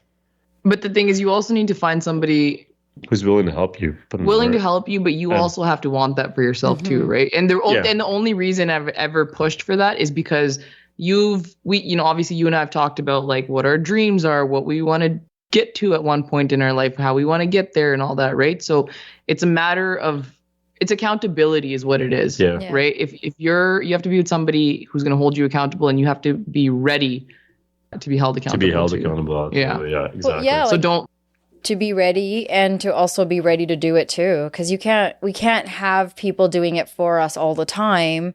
Yeah, you have to have somebody who's going to hold you accountable and but also be able to have themselves be held accountable too. I can't be like the drill sergeant for him, be like, do this, you have to do this, and then get pissed off if he does the same to me, right? Yeah. So I think in finding somebody, you have to see if you're willing to have the same done to you as you can do to them. It can't be a one-way thing or like a one-sided thing. You have to see, okay, what are your goals in life? Like, where do you want your life to end up? And is this person willing to help you get there? Or is that something that they see themselves doing as well? The story that, I often think about is, say if a couple, like they've been together for a while and like a girl wants a really, really expensive ring. And it's like, you have to spend a minimum of like $20,000 on the ring, but the guy doesn't have that to spend. And, the girl thinks she's worth it. Neither of them are wrong in where they stand. She wants that. If she thinks she's worth it, she's not wrong. But the thing is, that guy is not able to get to that, and he's not able to do that. And he finds value in other things. So that's just like such a simple example of what you should look for in your partner in life. If you want something to yourself, you have to be willing to have somebody who's willing to do that for you too, and not force them into that just because you want that. Really. I hear a lot about compromise, and I also hear, because that's important to me and you can't provide that, does that mean that it's something that I can shift, or does it mean that I'm standing by that? And there's a difference between material and there's difference between core values and whatnot. And I think that's a great example of How do you figure out value can be met in other ways without? And I think that's a hard thing for our community. Status is important. I think for a lot of people that are coming over immigrating, status means one thing from, let's say, India, and a whole different thing out here. And you see the fanciness in everyone's exteriors, and there's not a whole lot going on in the interior. And, you know, bank accounts aren't quite where the cars showing like they even should going be. back to like weddings too. They're just to show the world this fancy wedding. You see people refinancing their homes, selling off shares in their businesses just to get some capital in order to finance this wedding. Yeah. The wedding goes by in a blink of an eye. You have nothing to gain from it after. No. But you've lost so much of your day-to-day life and your, you know, what's actually going to fuel your life and your livelihood just to show people this big production of a wedding, the biggest and baddest. Like, I think people it's are spending distraction. $500,000 on just weddings. It's a lot to, I think, push back when parents are paying for the wedding, and maybe parents have a lot of their own customs and keeping up with the whatevers, right? It's this weird game that we're playing. So in Indian weddings, we don't do vows or anything, right? But this is one of the things that we talked about beforehand, that we want to do vows just to remind ourselves. And actually, even before the wedding, like, it forces you to reflect on not just the wedding, but like the marriage too. What do you want out of the marriage? Yeah. So that's one thing that we did after the actual wedding. Like, we just on our own. That's not going to help strengthen your marriage. No, but it helps you. If you haven't done the preliminary work before that, they're just words. So what is the preliminary work? How do you sum that up? What is a preliminary work? It's kind of everything I've talked about before. I can only talk about it from a guy's perspective. Is figuring yourself out. Yeah. And making sure that you're like, you know what it actually means to be strong. That doesn't mean to just like shut up and take it and just sit in silence. Like, what does it actually mean to be strong? And what does it mean to be strong for yourself and for your partner? So as an individual and then as a individual, couple. and as a team. And as a team. Yeah. So for me, like, the vows is like, I'm a very like logical. It's my business side probably. Like, I look at it as like a contractual obligation. Is when I see vows, that's how I see it. It's like, okay, I'm writing this down. It's written down here and it's there. So if I ever forget, I have something to come back to. It holds me accountable. The way I act in the marriage too, like, I promise to do X, Y, Z. And if I don't do that, I'm breaking my promise to you. And that's a contractual obligation that I'm making to you. And there's a lot of that kind of stuff that people don't really think about in the marriage. They just think, oh, just go with the flow and it'll work. They don't address the hard stuff that could come up. I mean, even just like 2 weeks ago, we had a conversation how we have to make it a point to not let third parties get between us in our relationship, right? And that's something I don't think a lot of people consider. It's always my family, me, my friends, this, right? And you have to stop and look at, okay, especially with us, like, we don't live with our families anymore. We're on our own. Like, how did they don't affect us in any way. We have to live our own life for us, and we can't let anybody else in. And, you know, we're moving forward with our own life. And that is a huge thing. Like, it's funny. I was actually just talking to my brother who's separated from his ex-wife. He's remarried now. Like, we're all having this conversation. And one thing that he said that probably would have helped that first marriage is not taking sides and not letting other people in. So boundaries, like understanding how to boundaries build those. Huge. Yeah. You nailed it, guys and girls. Yeah. Learn how to set boundaries and reinforce them. This is a huge problem for me. I'm working on this. So you nailed that. I love that word, boundaries. Well, it is a good one. It is, but it's also hard because East meets West. Like, we have our customs, we have the way we're taught. Like, having a boundary means you're the worst family member, right? Because you're supposed to be there all the time and then sacrifice and all those things. But at the same time, it's just not doing well for your mental health, for your relationship, all sorts of things. And so how would you guys, like, what's worked for you in figuring out, okay, like, not having the boundary with a third party, these other folks that could come in, you know, whether it's parents or siblings or cousins, whoever. Your place of work can be a third party often as well that gets in the way of relationships. So what would work for you guys, or what would you suggest to others that could be helpful in keeping those boundaries in check, or creating them, or remembering it started with you I started too? my mental health journey like quite early on. Like, I've set boundaries with my family like so long ago, just because I started that journey so much younger, right? I feel like just as a girl, woman, whatever, I'm probably stereotyping here, that you're a little bit more inclined to be more vulnerable and emotional and be more in tune with your emotions. I mean, that's obviously not true for every girl, but so I started that journey long ago, and that came from having conversations with my parents. Like the parents that you meet today are not the same parents they were 10 years ago, right? And there's a reason that I have such a strong relationship with them now, and it's because I was having those conversations with them a long, long time ago. And I'm really lucky that my parents are receptive to what I say and are willing to actually hear me out and grow themselves too, right? So this is why, just going back to how they're progressive, this is why they're so progressive. They've been hurt a lot by a lot of people. So I think that's why they realize that, you know what, pleasing other people doesn't matter. Mm-hmm. You live your life for yourself and your family. So my situation is very different than I think his. And his, I think, is going to be a lot longer. Well, it goes back because you guys are really good at communicating in your family. Right? Not always, though. We weren't always like that. But in comparison, like to mine, you know what? When you're a cycle breaker, especially in our community, like I'm seen as somebody who's problematic almost in my family because I am so outspoken and like because I do question a lot of norms. I question a lot of things. A lot of patriarchy and 100%. So they have dialogue, you feel. They're already ahead in one way. Yeah. And is it also like how you talk to each other? You talked about your parents being progressive, and I think kudos to them to figure that out, want to grow. I think that's great role modeling. I wonder also, you must have had a way in how you talk to them to get them to listen to, it's in your own benefit. We've talked in all forms. Like we've cried, we've yelled, like screamed, doors slammed. We've had like the calm conversations. We've done it all. Right. And I think when you're a cycle breaker, like it freaking breaks you along the way, but there's always a light. Like you have to just focus on that light at the end of the tunnel that one day, hopefully that everybody will come out better for this. Yeah. And whether you know it or not, you are changing them along the way, right? Well, and maybe it's not everyone. Process. Like not everyone can come out better, but what can you be in charge of?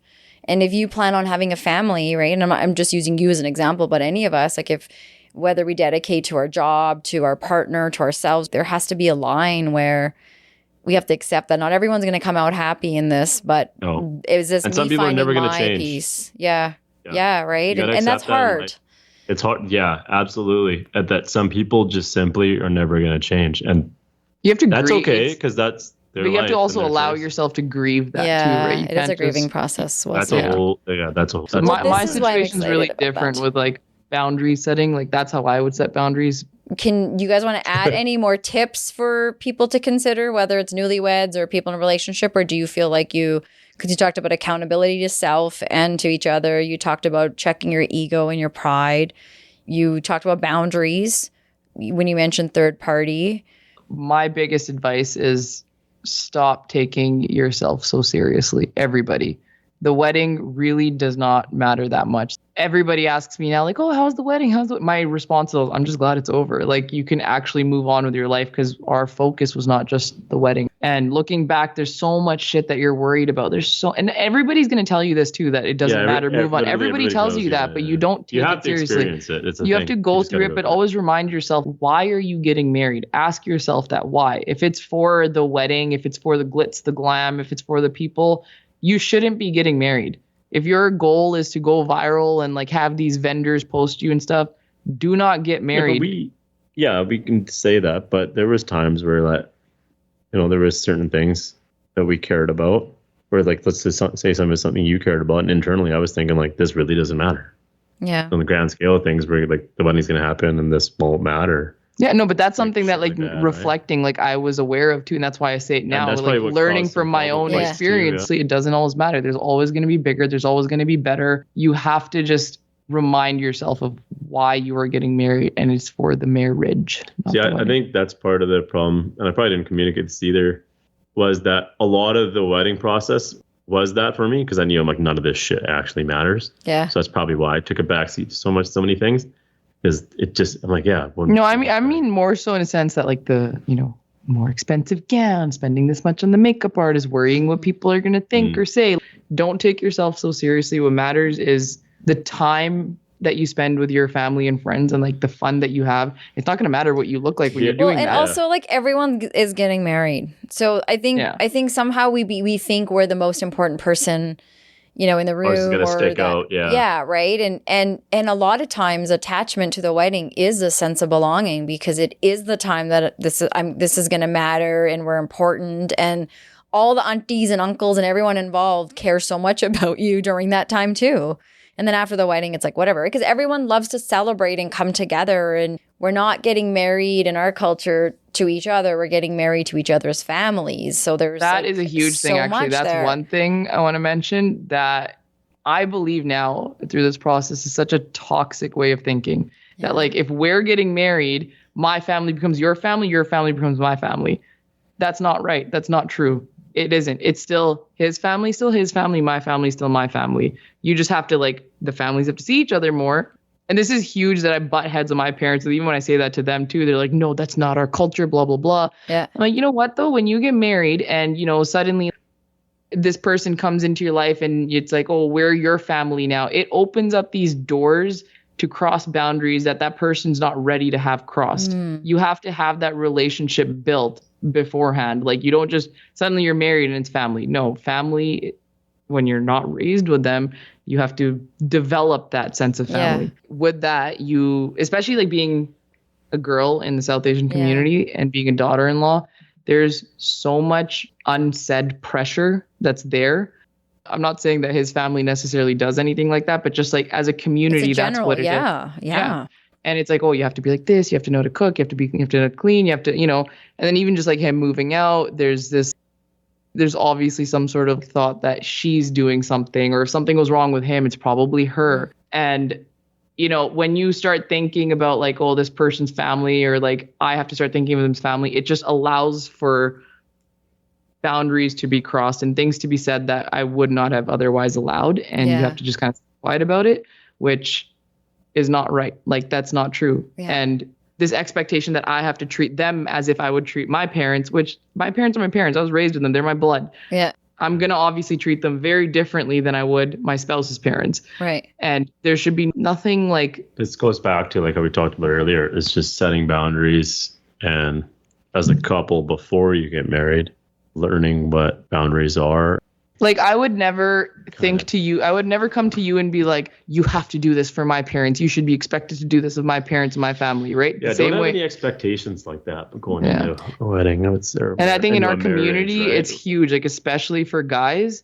It's so bloody. The amount of relationships I've heard of that it's like, oh, she did this or she never did this for my family and they separated because of that. It's like, shut the fuck up. Just there's more than one story. And if, I think that's the other thing is you hear, that they broke up because it depends on what side you're on. If you're on the girl side, he did something, but often it is she had something to do with it. It's very interesting. And what's interesting is as mothers or mother-in-laws, the same stuff happened to you.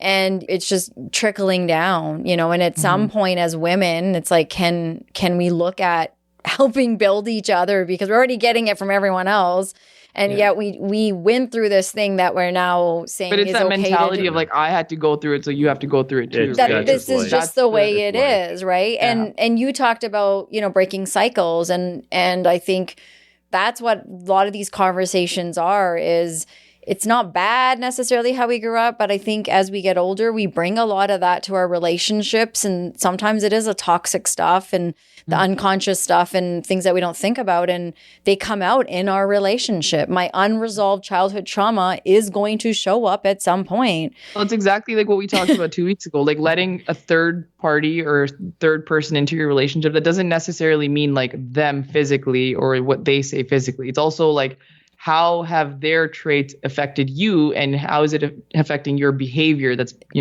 coming into the relationship? So like, I'll use myself as an example.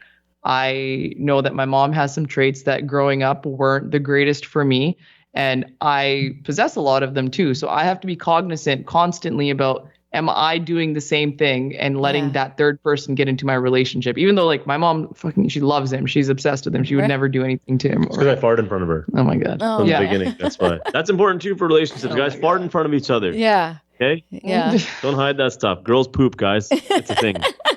Oh my God. I don't know. He's getting tired now. Clearly the brain's... I know. We are going to wrap up because we're coming back, but I don't know how I could be in a relationship where the real me could not, like... if a guy couldn't handle a fart or a poop in the way that they happen, like we're I like, just don't do it in front of anybody. Though. oh my God. Well, I don't like to do it in public, but in my own bathroom. Karen, if you guys, if your woman doesn't fart in front of you, did she even actually love you? That's the question. I'm like, do you actually love me? Like, is this a thing? That's going to be the name of the episode. If your woman doesn't fart in front of you, does she even love you? You even love me? I question that all the time to this day. Still, 7 years Okay. later. I'm going to take this as the time to ask you guys, is there anything that you wish I'd asked or anything that we want to go back to that we didn't get to finish? We didn't really talk about the wedding process, like the planning process and what should change. There's a lot to unpack there, and I think could go on for a while. Yeah, the wedding planning process is, I don't know if it's just like the feelings and emotions around it and what happened and what goes on. I think would be a good thing to talk about. There's so many layers to it, right? Okay. There's emotions, there's finances, there's societal.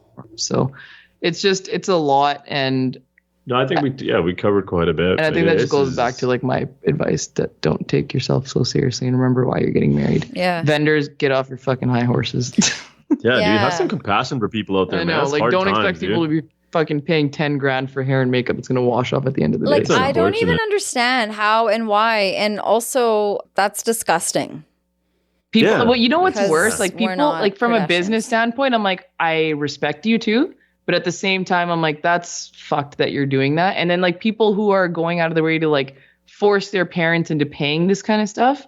I have no respect for so many people in our generation. But that's the problem is the parents are paying for some of this stuff. Honestly, to be honest, a lot of kids, like especially, I find daughters especially are so much worse. It's like if you're an only daughter and they kind of hold that over their parents' head, that like it's entitlement. Right? That's like I deserve this. I'm going to pay $16,000 for an outfit I'm only going to wear once, and pay 10 grand for makeup that I'm going to wash off at the end of the day. Like you have to pay this. I'm only going to get married once. My heart goes out to people who aren't.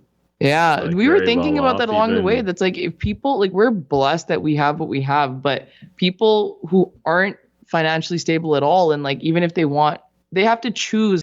Do I want a wedding? Like they don't even have the choice. They can't. Mm-hmm. They even if they want a wedding done a certain way, they just can't even afford it. Even in its most simple, basic. There's no nothing such thing form. As basic anymore. You see it on that. Everybody's probably heard of that BC Indian Wedding Vendors, the BC Facebook page that everybody refers to. But I'm still on that page, and every now and then I see a post from somebody who's probably a student, and they're like, "Oh, I'm looking for somebody to do decor, super basic for like $500." And most of the comments are people just laughing because that actually doesn't even exist. It's not even a thing anymore. Yeah. So you're shit out of luck if that's your budget. That's honestly like we could probably do a whole episode on that. Like having gone through this process, it's unethical the way that people, and you look at these people in the wedding industry and they're living very lavish lives. And there's even one decorator who posted like a wedding is a luxury. If you can't afford it, you shouldn't do it. It's like, shut the fuck up. A wedding is not like the sad reality. It's an accessory. Of it is they're just weddings are out of the question. I think that's why there's so much tension leading up to our wedding too. Because like I was just so angry with all this stuff constantly. Like even still, I'm just bitching about it always. Like just it's disgusting the way they price gouge, the way they create these competitions, and even vendors. Like my friend got married back in September too, and she's so bummed out about this. Like he talked about how one of his highlights was when he looked back at me, and in that moment, because we were living it out like as we were, as if there's no cameras there. She so badly wanted her husband to look back when she was walking down, but the photographers and videographers kept telling him, don't look back, don't look back. Your first look should be when she sits down next to you. So they fabricate these moments and rob couples of their wedding experience. Like if the couple wants that, then fine, so be it. But do your work beforehand and figure out what your couple needs out of you during the wedding. Especially even if you're now, charging what you're charging. Exactly. So it's like, don't fucking fabricate these weddings. And that's a huge problem in our community right now. That's up to the couple to set that expectation with their vendors, right? No, but a lot of people, like we got lucky. Our vendors, we were lucky, right? But 90% of them out there don't do their homework like that. They just show up, do their job how they're meant to do it, get the like Instagram photos, their content, and that's it. But that's the thing, is a lot of people want it curated, right? So that's why they tell people to do that stuff, because they're No, but that's their, like, it's the job to figure out, is that what you like? If I told Pardeep I want a more curated wedding, he would have done that. But we told him we want candid, so he did candid. It's the vendor's job to do that and not just assume that everybody wants that. So that just goes back to the bigger issue of like social media and like how it's bastardized weddings now. It's like that's been the crippling part of it. Like, do you not like remember how awesome it was during COVID when like I know it. Oh my God. We were like wishing, we're like, shit, we should have just gotten married during COVID. So you'd have to invite all these people. You just do a small wedding and you're good.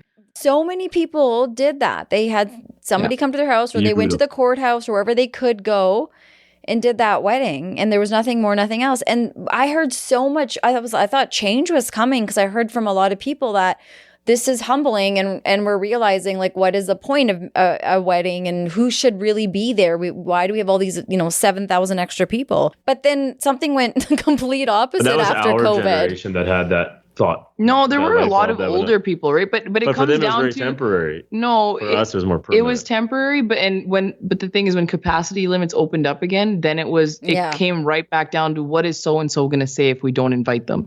Yeah, but that's what, and it goes right back to that people pleasing, that like we have to invite them to keep them happy, even if we're miserable and broken in the process. And so and so is going to be talking at the bar during your speech. So yeah. So exactly. Just so you know, we fought to get so-and-so at the wedding, and they don't even give a shit about being there. They're the ones that are having a fight. So much about like inviting people, but like I hear my parents, they have all these wedding cards like, oh, we got to go to another wedding. Like a lot of time they don't even care to be there. Yeah. Right. But you have to invite them out of fear of, oh my gosh, they might say something, just because like 1 out of like 20 people might be dumb enough to like comment on you didn't invite me. We should do a segment of like etiquette. Wedding etiquette? No, but like from a serious standpoint of wedding etiquette, how to actually help the couple if you give a shit to, and how to like positively contribute to the wedding. Yeah, not make it about yourself. Everybody's just too focused on themselves. The wedding is not about you, a guest, or like you, just the family of the bride and groom. It's about the bride and groom. And honestly, I think that if that's your wedding, I think you have to push the envelope, because people can't be taught those things. If they don't want to know that, they're not going to do it. And I think, though, if that's something you want, you do that. You add whatever that is by not inviting a bunch of people. Or I was joking on that podcast that I was on about how I was such a Karen when I shushed. And he's like, oh, that's so funny. He's like, that should come with the hall package. You got your food, you have your alcohol, and then we'll add a Karen who will shush people. And I was honestly, like, that's what I talked to him beforehand. I was like, I want to hire a security guard just to like tell people, get out if you're going to talk. That's why I had a bar set up outside. We had the conversation with the organizers and told them like, hey, the whole reason for the bar cart is to get people to go outside, and once they go out, keep them out there. Yeah. Like if you got to have somebody stand there, that's cool. Tell them that, right? But it's just sad though. Even if you hop on the mic and it's like, hey guys at the bar, we can hear you, that has no effect. That happened. People did that, like that people will say something, they'll do something, but it's the etiquette. I agree. But here you are, right? Like you just said, we're paying how much we are for these weddings. People aren't happy at the end of the day. You're tired. You've been up all week. So you're not even enjoying it or eating that fancy thing that you really wanted for your menu. None of that's going on. And I think it's, like you said, though, people have to experience it to get to that place, I guess, to realize maybe this wasn't the way to. That's along the way. Like we never really gave a shit about people. Like we really didn't. We tried to remind ourselves for us. And like I'm a very creative person, so that's why a lot of my focus that he didn't really see eye to eye on was me just wanting something for myself too. But we never really gave a shit about other people. And I think I did, man. I'm like, the food better be good, man. Yeah, that's one thing. I'm like, I don't give a shit. He didn't care, but I'm like, dude, honestly, Karen, we've all been there. Yeah. Go to a wedding and the TC sucks. Shout out to Karn Paul because he was called a TC. the tandoori chicken shit. Or there's no freaking tandoori chicken. You're like, what? Yeah, where's the tandoori chicken? Bullshit. Do these people even like us? Dude, I have to say, you guys had mini glob jamuns, okay? Like I have never seen that. Mini donuts. They were mini glob jamuns. Oh, what? Were they? Yeah, we don't even know. We didn't even know. Yeah, we didn't even know that happened. Yeah, they weren't mini donuts. They were no. They were tiny little bite-sized glob jamuns. There's a big difference between nothing can compare to a glob jamun in my mind. So They were bite size. And I was like, I have never seen this before. Give me that whole tray. Like we took so much and oh my gosh, like that was great. So your food was every fantastic. glove bite size? No, they're usually like a ball. These were like tiny little ones like this. Like, oh, no. Yeah, man. I eat every glove jumper in one bite anyway. So You believe one bite glove jumper. Okay, so it looks like we're making a plan to get back together, and we're gonna maybe when we go back from this, we can plan a little bit about if there's anything you want to add about the wedding planning, and then the next thing would be checking in about some of the challenges and growth, like the particular moving in, because that's such a common thing for a community is. A lot of couples, most couples move in after the wedding. So I'm really excited to follow you guys and learn about the lessons you're learning or the things that maybe you didn't think about. How can we plan for some things when we can't, right? And being that you're type A as well, how that's working out because you probably thought you anticipated everything, I would imagine, and still something comes out like, where's the toilet paper with the or whatever. I got mad tips for dudes, man. prep themselves and their families. You gotta do like a one-on-one episode with him. Okay, call to action. What is one thing you can leave everybody with, something that they can think about or maybe go and do in terms of what we talked about today? Think about what matters to you in life and where your values lie. What really matters to you. At your core. And write it down. Once you know that, see how you currently navigate your life and whether or not they align with those same values that you have and where you see yourself. Do a little bit of self-reflecting and have that self-awareness. I like it. I would say we're going to do individual ones. That'd be just learn about your emotions. Emotional regulation. Figure out what that means and how to do it. Those are two different things. Just emotional regulation. That's the focus. Right. I didn't even heard that term until I met you. I didn't even know what the hell it meant. Or like knowing there's more than 2 or 3 emotions. Like I bet going through therapy, you're learning so much language. Oh, yeah, there's not just happy, sad, and angry. There's not just happy, sad, and angry. Yeah, you're like, that's what that I feel like especially with guys, like those are the 3 that they know. Yeah, exactly. And sad if you're lucky, but not really. It's not even sad. Like guys don't even use sad. It's weak. No. Yeah. I'm feeling off. Yeah. We use a lot of overarching statements that I'm feeling off. That'll be my one call to action for now. I got a million other ones. I just told her yesterday because we had a conversation the other day about how do you feel connected to me? I'm really annoying like that. They piss me off, but I'm happy that she does it. Sometimes it pisses me off. I asked you this like a month ago. I'm like, in what ways do you feel like you're connected to me? Or whatever. So what do I do that makes you feel connected to me? Contrary to her belief, I do reflect on these questions. Like after the 5 minutes after the conversation, I still think about these things. Good. Those are good questions. Can I just say though, like those are things that we don't do. Why some of these marriages don't go beyond the whatever length of time. And I don't want to make that sound like a bad thing and divorce stigma. Because I think when it's not going to work, own that. And that's important. Yeah, that's important. Sometimes when people start to let go or think it should just come easy, I think we forget those things, like how to have conversations that make you build insight or think about why is it such a good feeling when I'm around you? Or, well, how come I don't like it when you say that thing, right? Like we just go right to like, I'm frustrated, but obviously something triggered me when you called me on my shit or what. We don't read into that. And when you have a partner that helps build that or you guys do that together, that's the communication piece that you're saying, right? Getting to like being able to talk about everything, the good, the bad, and the ugly with each other. That's one thing too, like especially in our community, like so much of who we are is because of our parents, right? So even before we got married, that's one thing I asked him. I'm like, okay, what's one thing that your parents do in their relationship? Because that's the first model that you see of what a relationship is, especially married life, right? So that's one of the things I asked him too. I was like, what do your parents do that you admire that you want to take into your marriage? Or what do they do that you don't want to do? Because like I was just sitting there thinking, like I watch my parents. My parents they're pretty cute. Like they have a good relationship, right? So I look at that, I'm like, I want that. So naturally I'm going to ask him the same because I'm trying to model that same thing in my relationship and see if he's on the same page with that, right? So you got to, these questions, like they sound dumb, but they force you to kind of reflect, right? Well, they actually make you think. Yeah. Things that you're so busy in your day-to-day life and you don't think about this kind of stuff. You just go with the flow, which is great. But sometimes you do need to reflect to like remind yourself and like ground yourself of why you're in this. For sure. I think when we say they're dumb, like I think for any of us that think they are dumb, I think that to me is just challenging ourselves. Like, what would it take to be more curious? And when we think that way, then we realize it's not dumb questions or those are the best questions. I literally have a card game. And it's just different levels. Actually, Karen, you would probably love this game. It's just a box of cards. There's 3 different levels. So there's level 1. Those are just like very surface level questions that you ask each other. And then it goes level 2 is a little deeper. Level 3. Like I played with my best friend one day, and we've known each other since we were like 11, 12 years old. And we played a couple of years ago. I pulled 1 card from level 3. I think this is just like our second or third round playing. And it turned into like a 4-hour conversation where she's just like bawling her eyes out, and just like it turned into a therapy session. That'd be a good game to play with your kids, actually, now that I think about it. Yeah. You should actually play that on your podcast. You should pull a card. Yeah, I'd like to tell me about it.